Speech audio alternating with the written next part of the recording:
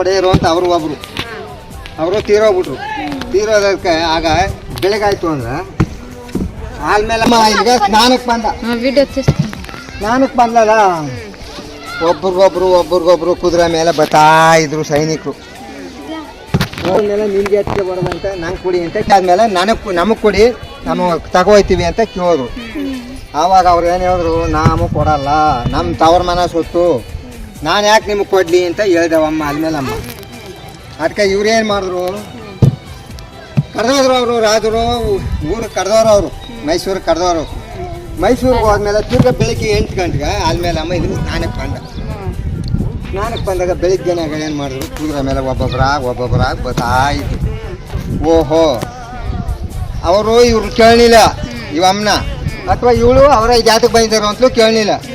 ಓಹೋ, ಇದೇನು ಮಾಡ್ದಾರ ಇವರು, ನನ್ನ ಇಷ್ಟು ಗಾತ್ರ ಜನ ಬತ್ತಾವ್ರೆಲ್ಲ ಕುದುರೆ ಮೇಲೆ ಅಂದ್ಬಿಟ್ಟು ತಲೆಕಾಡು ಮರಳಾಗಲಿಂದ ಮರಳು ಉದ್ಭವ ಆಗೋಯ್ತು.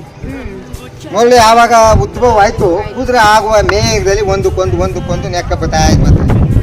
ಓಹೋ, ಇದೇನು ಇಷ್ಟು ಗಾತ್ರ ಜೋರ ಬರ್ತಾವೆಲ್ಲ ಇವೆಲ್ಲ, ನನ್ನ ಏನು ಮಾಡ್ದರು ಅಂದ್ಬಿಟ್ಟು ಅವರು ಒಮ್ಮನೆ ಮಾತ್ರ ಆಡ್ತಿಲ್ಲ. ಅವರು ಕುದುರೆ ಮೇಲೆ ಅವ್ರ ಪಾಡ್ಗೆ ಅವ್ರು ಬರ್ತಾವ್ರೆ.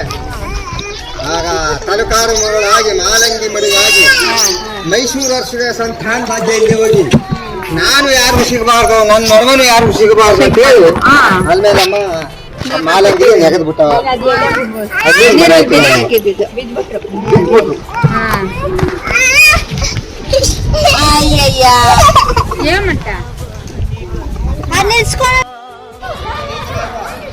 ಮನ್ನಿ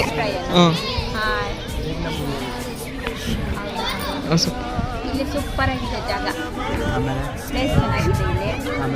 ಏನೋ ನೆಕ್ಸ್ಟ್ ನೀರು ಸ್ವಲ್ಪ ಕಡಿಮೆ ಇದೆ ಅಷ್ಟೇ, ನೀರಿರೋವಾಗ ಚೆನ್ನಾಗಿತ್ತು. ಇವಾಗ ನೀರಿಲ್ಲ, ಆದ್ರೂ ಪ್ಲೇಸ್ ಚೆನ್ನಾಗಿದೆ ಅಷ್ಟೇ. Thank you. ಅಭಿಪ್ರಾಯ ಅಭಿಪ್ರಾಯ ತುಂಬಾ ಚೆನ್ನಾಗೈತೆ. ನೀರ್ ಕುಡಿಯಲ್ಲ, ದೇವ್ರದಲ್ಲ, ನೀರ್ ಕುಡಿಯಿರಿ, ನೀರ್ ಕುಡಿಯಿರಿ, ದೇವ್ರ